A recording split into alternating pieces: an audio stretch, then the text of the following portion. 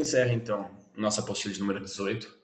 Finalmente, eu acho que eu tinha comentado com vocês que se eu só acabasse a agricultura bem com vocês, eu estava feliz, que era até com certeza o mais importante aí. A 19 tem umas coisas legais, mas ela é mais rapidinha. E eu também dei uma enxugada maior, que a gente passa talvez até um pouquinho hoje e semana que vem na outra.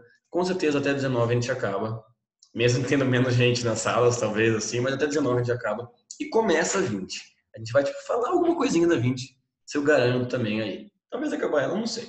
Aí também é muito ambicioso. Nem no tempo presencial é mais difícil também, né? Pô, 10 apostilas, né, galera? Muita coisa. Ainda mais eu que falo pra caramba, empolgo. Não sei se estão ligados. Então hoje a gente acaba a agricultura, que é um tema importante. Faltava bem pouquinha coisa mesmo. E aí, dependendo do tempo que sobrar, a gente começa o outro tema que ele é bacana também, ele é importante, ele é interessante também.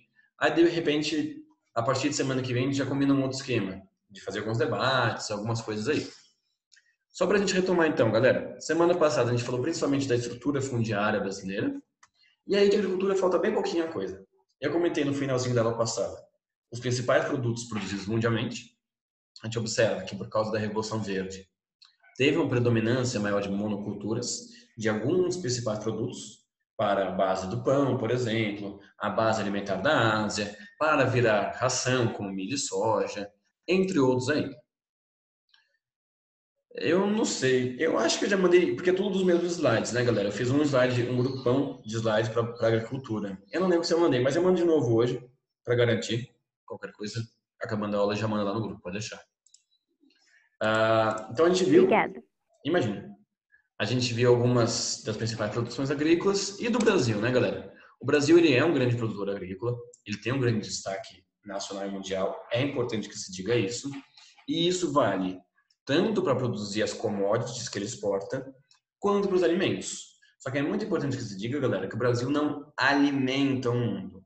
O Brasil exporta commodities como café, açúcar, carne e soja, que são importantes, mas ele é a base alimentar dele mesmo e olhe lá, como a gente viu. Tudo bem? São coisas um pouquinho diferentes. A agricultura que ela é exportada, principalmente, elas são coisas de maior interesse, como a soja que vai alimentar público na China. Isso é alimentar o mundo? Não. Então, são coisas um pouquinho diferentes, porque o mundo não quer importar o brócolis brasileiro. O quiabo, o chuchu. Olha só que gostoso essa beterraba aqui, como a gente já conversou sobre a vagem, tá ligado? Não vai. Quem que vai importar a vagem, gente? Vagem é aquele tipo de coisa que, tá junto na comida, você até come, assim, mas, né? Enfim, de toda maneira, galera, quais são os destaques do Brasil? O Brasil até hoje, mesmo não sendo mais aquele ciclo do café, ele até hoje é o principal produtor e exportador de café do mundo, tá? Café hoje em dia não tem tanto mais no estado de São Paulo, como já teve. A gente já estudou que as nossas cidades foram originadas pelo café. Ele migrou mais para principalmente Minas Gerais e Espírito Santo. Em Minas, inclusive, galera, o café ele recebe em alguns lugares o que a gente chama de selo de indicação geográfica. É tipo, por exemplo, o azeite aqui na sua casa. Se você reparar o azeite da sua casa, ele deve ser de Espanha ou Portugal. E aí vai ter tipo um brasãozinho de um desses dois países. O que esse azeite quer dizer? Olha, sou um azeite de qualidade. Eu sou de Portugal, da região que produz melhores azeites do mundo, da Espanha, sei lá. Mesma coisa para o café de Minas. Quando alguém coloca lá, é selo do café das Serras Mineiras, quer dizer que é um café da Ourão, tanto para a gente quanto para ser exportado. Tudo bem? Assim como vários outros do mundo. Inclusive, a título de curiosidade, vocês também já viram sobre aqueles cafés que algum animal mastiga a semente, o grão de café, aí ele médio digere, ele defeca, vamos dizer assim, e a galera faz o café disso? Já viram? Tem. Eu não consigo, não tenho o link agora, mas depois dá um Google, ó. Café. Como que eu vou colocar isso? Com fezes, né? Vamos ser educados, né? De elefante, de macaco, e no Brasil tem de roedor, que eu esqueci o nome dele também. Pode procurar. O animal, ele mastiga, aí ele não digere tanto o grão do café, e aí quando você faz o café depois de ter passado, ele supostamente é um café extremamente delicioso. Inclusive, estão entre os cafés mais caros do mundo, tá? Parece agradável? Não muito, mas dizem que é bom. O Brasil também é, como a gente viu, o maior produtor de cana-de-açúcar do mundo, né? Não só para o açúcar, mas para o etanol. E hoje em dia, cada vez mais da energia elétrica, que a gente vai ver um pouquinho na próxima apostila. E aí, disparado, especialmente em São Paulo, é disparado o maior produtor de cana-de-açúcar, mas eu não precisava falar isso para vocês. É só a gente olhar pela janela quase de casa, do apartamento, que a gente vê canavial. A gente mora num verdadeiro mar de cana, né? Aí, ó, o Theo mandou aqui para mim no privado. Eu vou copiar e colar para todo mundo, tá, Theo? As fezes de um pequeno mamífero, a civeta, para fazer o café mais caro do mundo, ó. De 2.880 dólares o quilo do café. E é café de cocô. Olha aí.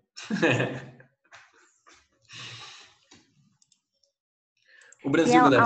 aonde que eles fazem isso? Isso na Indonésia, pelo que o Theo mandou, mas isso tem em vários lugares do mundo. Eu sei que tem um café da Jamaica, muito famoso que é assim, alguns do Sudeste Asiático, como na Indonésia, e no próprio Brasil também tem. A maioria foi por acaso, tipo assim, mano, essa civeta, sei lá, que é tipo um ratinho, sei lá, comeu o grão de café, deu problema. Aí a galera olhou, sabe aquele lá volta novo? Sabe aquele 3 segundos ali, quando você deixa cair no chão, você pega, opa, 3 segundos, põe na boca? É tipo isso, galera, tá Não, ali no não, falta chão. a soprada, tem que dar uma sopradinha. Exato, um sopradinho, lava ali rapidinho ali, faz o café. Aparentemente é bom. Muito bom pelo preço, né? Produzido na ilha de Bali, Indonésia aí, ó. Civeta, nunca tinha nem ouvido falar desse mamífero. Nem sei o que é. Mas enfim, o Brasil também é o maior produtor mundial de laranja, especialmente para produzir suco para exportar para os Estados Unidos. Também na nossa região. Quem já foi para Araraquara, para Matão, para Bebedouro, um pouquinho mais ao norte do estado aí, sabe? São cidades com grande tradição de laranja. Também é o maior produtor mundial de soja. Aí é um conceito que a gente já entra um pouquinho mais, entre outros produtos. Milho, o cacau ali já foi o maior produtor mundial, agora não é mais. E é o maior produtor também de feijão. Só que o de feijão, galera, ele não tem uma região específica e ele nem é exportado tanto. Aí é mais uma questão de alimentação mesmo, né? O tradicional arroz e feijão brasileiro, que são meio espalhados pelo Brasil, mas no sentido não tanto de fazer para exportar para a China, e sim de alimentar o povo brasileiro. Esse ano, como a gente viu semana passada, teve um aumento no preço do arroz, aí sim, porque a galera começou a exportar mais o arroz. Mas geralmente é mais para uma produção no mercado interno, especialmente o feijão. Então, para a gente dar uma olhada em alguns mapas, tá, galera? Mais a título de curiosidade mesmo. Por exemplo, a café, então, muito forte em Minas Gerais, cana-de-açúcar no nosso estado, laranja no nosso estado, trigo mais para o sul, porque é um produto de clima frio. Lembrando que o Brasil, então, ele não é autossuficiente de trigo, ele importa. O milho espalhado pelo Brasil inteiro. E aí, às vezes, alguém está pensando assim, né? Nossa, haja pipoca para produzir milho, né? Na real, galera, esse milho é para fazer ração, principalmente, tá? Claro que a gente faz a farinha, faz uma série de produtos, ou próprio milho verde, mas a maior parte aí é para virar ração de animal. Assim como a soja, que é o último e muito importante ponto deste grupo que eu queria falar com vocês. Galera, esse termo é fundamental. Ano que vem, quando a gente estiver aí no... Peraí que meu cachorro tá latindo. Jack, para! É só uma pessoa passando na rua. Não precisa latir. Mal educado. Ano que vem, quando a gente estiver no terceiro grau, vocês vão me cansar de ouvir falar desse termo. Esse termo é muito importante para entender nosso país hoje, nos últimos anos e hoje, assim, nas últimas décadas até hoje. A gente chama, galera, de expansão da fronteira agrícola. O nome é até evidente, é aumentar a agricultura. Mas que agricultura é essa? Aquela agropecuária moderna, de precisão, intensiva, com base no agronegócio. Então, é a expansão do agronegócio brasileiro em novas áreas. Quais novas áreas? Galera, Sudeste e Sul tem agropecuária há muito tempo e, inclusive, a moderna também, né? Então, para onde que eles vão? Especialmente Centro-Oeste, uma porção da Amazônia e até um pedacinho do Nordeste também. Isso é bom ou ruim, Bruno? Aí depende. Por um lado, galera, a gente fala que então teve um crescimento econômico. Como a gente já viu, nossa economia depende do agronegócio. Mas quando a gente fala do agronegócio, a gente tem que lembrar todos os danos que ele causa. Então, à medida que vai espalhando para essa região, galera, vai destruindo o cerrado e cada vez mais a Amazônia. entre outros biomas, como a Caatinga ou o Pantanal, por exemplo.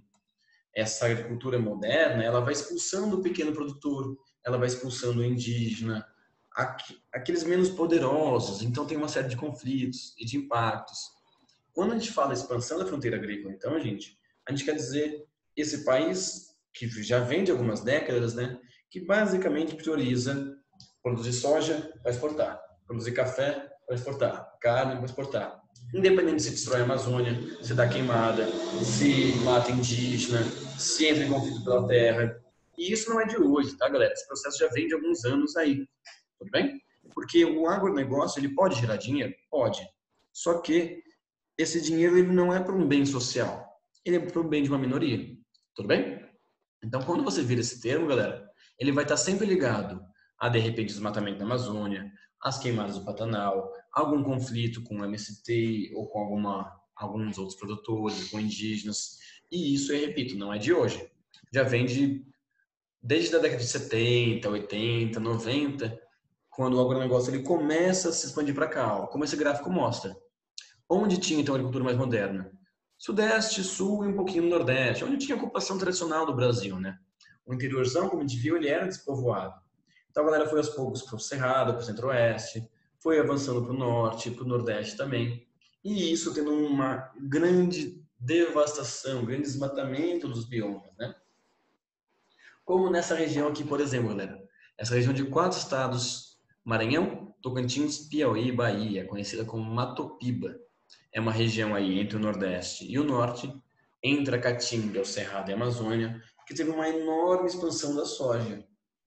E aí você pensa, né, galera? Maranhão, Piauí, Tocantins, estados pobres do Brasil, né? Dependendo do dado que você vai pegar, vai parecer algo positivo. Tipo, olha como cresceram as exportações desse lugar. Olha como o PIB, não sei o que, aumentou. Mas são dados enganosos, porque é uma riqueza que não é distribuída. O IDH dessa região não melhorou. As condições de vida, a segurança alimentar. Muitas vezes, pelo contrário, até. Aumentaram problemas de conflitos, de fome, de destruição de biomas. Então, a gente sempre tem que se perguntar, galera, e para isso a gente encerra, inclusive, a aula, para quem que serve essa agricultura do brasileiro? O Brasil tem uma importância agrícola mundial? Fato. Uma das maiores, inclusive. Pelo tamanho do nosso território, pelo clima favorável, pelos solos férteis. A questão é, para quem serve isso? Então, observa, galera, olha o número de assassinatos que tiveram justamente nessa área de expansão. Mato Grosso, Pará, Maranhão, Tocantins, Rondônia, bem nesse eixo próximo já da Amazônia, que vai avançando cada vez mais na floresta. E eu repito, gente, que não é uma coisa, infelizmente, desse ano, ano passado, ano retrasado. Já vem de alguns anos mais, outros menos, por uma série de fatores. Mas essa política ruralista, agronegócio brasileiro, ela traz danos para todos, inclusive a gente. Essa que é a conclusão importante desse nosso grupo, de que a gente tem, infelizmente, uma comida muito contaminada por agrotóxicos, de que a devastação dos nossos biomas é muito intensa. E é muito importante esclarecer que esse agronegócio, galera, não alimenta nem o mundo e nem o Brasil. O agronegócio ele exporta para o mundo commodities e quem alimenta a gente ainda é o pequeno produtor, principalmente. Ambos têm importância, eu repito, e é sempre importante a gente ter esse debate. Pontos positivos, negativos do agronegócio, pontos positivos, negativos da agricultura familiar. Mas é importante a gente responsabilizar cada um. O agronegócio, ele movimenta a economia, de maneira positiva e negativa ao mesmo tempo, mas movimenta a economia. Quem te alimenta é o agricultor familiar. Tudo bem, gente? E nisso a gente vai falando, não é, por causa da situação, eu estou falando isso por causa das queimadas esse ano. De fato, sempre, infelizmente, teve desmatamento na Amazônia, queimadas e tudo mais. Alguns anos aumentam, outros nem tanto, alguns têm mais fiscalização, outros menos. Mas, infelizmente, essa é a dinâmica tradicional do Brasil. A gente já falou sobre isso esse ano, né? Como nós fomos, desde quando colônia de Portugal até hoje, um país que exporta matéria-prima. Tirando um outro momento aí, somos um país que não quer investir em tecnologia, em empresas nacionais fortes, industrialização, em inovação tecnológica. É um país que ainda vê a facilidade de plantar o café e vender, desmatar a Amazônia para plantar soja, matar o gado e vender e acabou. Só que aí que tá. Quem que manda mais no mundo? Um país que produz satélite, foguete, celular, software, computador? Ou um país que produz soja? O mundo espera do Brasil isso, que o Brasil venda soja. E vender para a gente produtos tecnológicos. Enquanto essa lógica for se mantendo, galera, seremos ainda um país subdesenvolvido. E aí a gente não vai estar mais perdendo só para Estados Unidos, Europa, Japão. A gente vai perder para outros países emergentes, como China, como Índia, como México, como Indonésia. Não sei se alguém acompanhou, galera, mas uma notícia de ontem. O Brasil esse ano, claro, muito em função da pandemia, ele vai deixar de ser entre as 10 maiores economias do mundo. Ele vai cair para 12º por causa da crise da pandemia, por causa da desvalorização do real, uma série de fatores. Mas isso mostra que cada vez o nosso papel ele continua sendo esse mais secundário, mais primário no sentido de matérias-primas mesmo. Beleza, gente? Alguém quer fazer alguma dúvida, algum comentário? De buenas? Gente, com isso a gente encerrou então a nossa apostila de número 18. Eu tinha comentado com vocês que esses temas eram bem importantes. A apostila 19, ela tem também alguns, mas eles são bem rapidinhos. A gente começa um bem de boinha hoje, que é um legal, é um que a gente viu um pouquinho lá no primeiro ano. É até engraçado para pensar, tipo, é uma revisão, não é? É um complemento de coisa que a gente viu lá para maio, junho do ano passado, hein? Parece que foi outra vida, ainda mais que antes da pandemia, qualquer coisa parece que faz muito tempo, né? Mas a gente vai só dar uma relembrada aqui, que é o tema de fonte de energia. Deixa eu achar aqui. Então a gente começa oficialmente nossa apostila de número 19. Ela tem 3 temas, porém os 3 pequenininhos. Fonte de energia, que é o mais importante, tudo bem? Transportes e comércio. Se eu conseguir passar esses 3, começa já junto com a apostila 20. Aí tá tudo bem, tá tudo tranquilo, a gente encerra bem o ano e a gente vai vendo aos poucos aí. Galera, sobre fonte de energia então, só para a gente começar a discussão hoje. Eu quero relembrar uma discussão que a gente já teve ano passado, que ela é bem importante. Que as fontes de energia são classificadas enquanto não renováveis ou renováveis. Só que essa classificação ela vem sendo analisada, vem sendo tida como meio ultrapassada, como desatualizada aí. Então a galera prefere utilizar hoje o termo esgotáveis e inesgotáveis. Ou seja, uma que se você usar, ela vai acabar o quanto antes. Quanto mais você usar, mais rápido ela acaba. E outra que você pode continuar usando, que ela nunca acaba. Tudo bem? É evidente, galera, que as inesgotáveis, as renováveis, são melhores a ser utilizadas, justamente porque elas não acabam. Os impactos ambientais, geopolíticos e econômicos delas são muito menores. Tudo bem?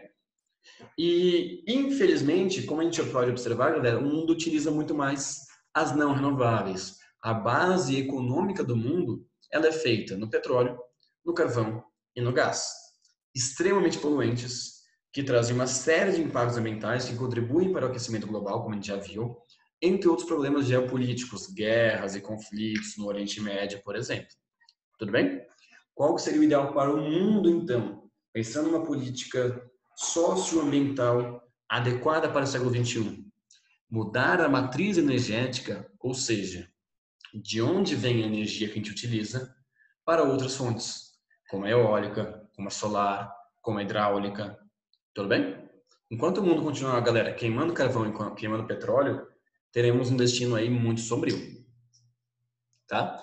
Por matriz energética, galera, eu quero dizer tudo que é utilizado como energia. Não só energia elétrica, mas também é o combustível dos carros, é a energia para as indústrias, para as máquinas industriais, também é energia para aquecimento, que a gente não utiliza, né, galera? Alguém utiliza aquecedor nas casas aí?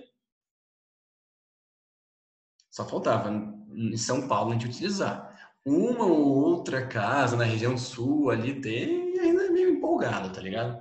Mas países frios mesmo de fato, como Chile, Argentina aqui perto, ou europeus, Estados Unidos, asiáticos e tal, aí eles utilizam muita energia para aquecimento das casas. Tudo bem? Que é até o que eles chamam de biomassa aqui. Galera que literalmente queima lenha para aquecer sua casa no inverno, tá? Então, quando eu digo matriz energética, galera, é além da matriz elétrica. É o combustível do carro, é o aquecimento, é a questão industrial, é um conceito amplo. Qual é o problema? O mundo depende das não renováveis, das esgotáveis, e ele precisa urgentemente trocar. Galera, ano passado, quando a gente estava falando lá de mineração, lá de geologia, a gente viu sobre essas: carvão, gás, petróleo e gás de xisto. Lembra que teve uma questão na prova que quase todo mundo errou, que era do faturamento hidráulico, todo mundo achou que era petróleo, todo mundo me xingou, quis me bater, quis me matar. Não, tô brincando. A parte de me matar, talvez brincadeira, né? Mas todo mundo ficou puto. Lembra? Que era uma questão do faturamento hidráulico. Isso vocês lembram, né? É, aí, ó. Tá vendo? Marcou vocês. Vocês podem não lembrar do xisto, mas vocês lembram que vocês erraram por causa dele, tá vendo? E por minha causa também, claro, né?